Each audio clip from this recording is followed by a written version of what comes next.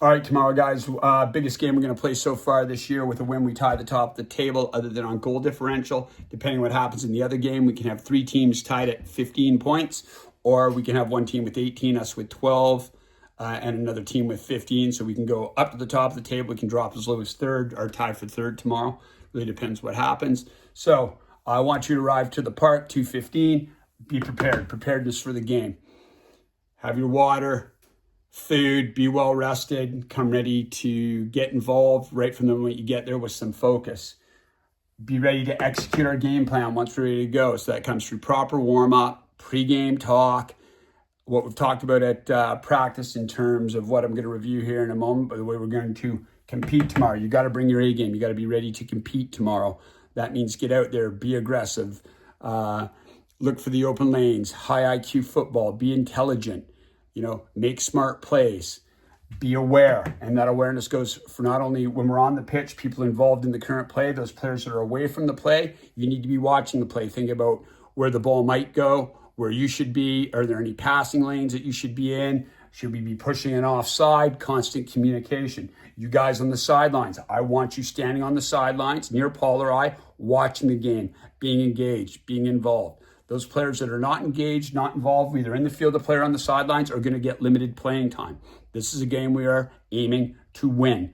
We want to be competitive. We do not want to be down 4-0 within 10 or 15 minutes and have to come back.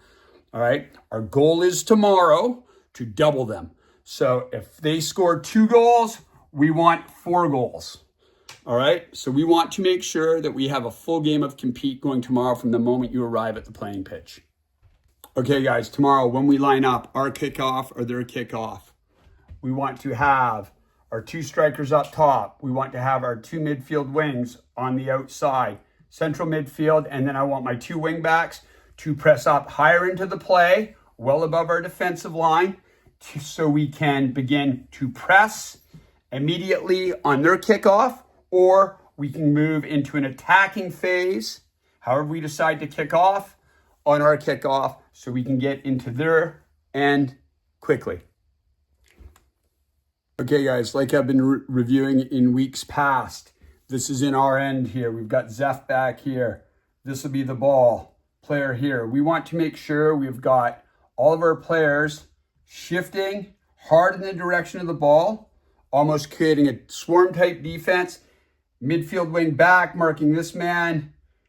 Central mids, marking these men, getting into passing lanes. So this player has limited options to make plays. We want to smother. Now, the outside midfielder or wing and the outside back on defense has to be looking at this back area here to make sure they don't have what we call bandits striking in through the backside there.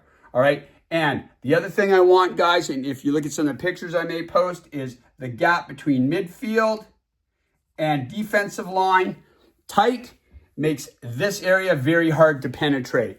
These areas out here, low percentage. If we push outside, we've got the opportunity to steal and clear. Anything that they get feeding in through here are breakthroughs, is high percentage chances on Zeph. The important thing is if we're shifting to the right or the left side of the field, we overload that side of the field with most of our players, and then our striker can get wide for clearance, or we can kick long, chase, and defense tomorrow. When we get clearance from the defensive end, you guys have to push up and try to push their strikers offside immediately. So if they get a kick feed back in, the offside press is already on. So just to reiterate, guys, as soon as we get clearance out of our end, our defensive players have to start pressing up hard and fast to clear our defensive end and force these players of theirs offside to get back. All right? If the play comes out wide, the winger needs to come out wide. The central fields need to shift. The striker needs to get wide and into the middle. So we have a lane or someone to attack to as we clear. But tomorrow, clearance out of our end is hard and fast. Zeph, when he gets the ball, is going to go out to the wing on either side. If he goes up the middle, he's in trouble unless he has a clear gap. and he's going to move quickly, get that ball up. We know Zeph's range is somewhere around the center line circle into their end, depending on where he takes the kick from. If we see Zeph moving to the left, for example, all players need to shift to the left. If you see that Zeph's kicking it out of his hands, defense needs to shift and move up the field hard and quick. That's the execution plan for the defense tomorrow, is to clear our defensive end as quickly as we can and pressure these guys offside, knowing that their number 11 is quick and he can easily be caught offside if you guys clear the defensive end quickly. Remembering that you have to be in our end to be offside. If they get back onto their side of center, they can't be called offside. So quick out of our end. Outlets are down to the outside. The low scoring percentage areas for them is out the outside, just like it can be for us, although we like to attack off that side. So Zeph out to either side. Defense, when he's doing that, pressing up. That press up and that shift also creates an overload so we can regain and control the ball. Okay, guys, we had this happen a lot last week, which was really fantastic. But on quick transitions, we got the ball down to Niall. Had a lot of play on the wing last week. He protected the ball really well in this area. When we get someone, whether it be Niall or say Mackay Lewis, one of the wingers down here, what we need outside presence. This would be the wing coming down to support for a pass here, or dumping down in below so we can get a cross in.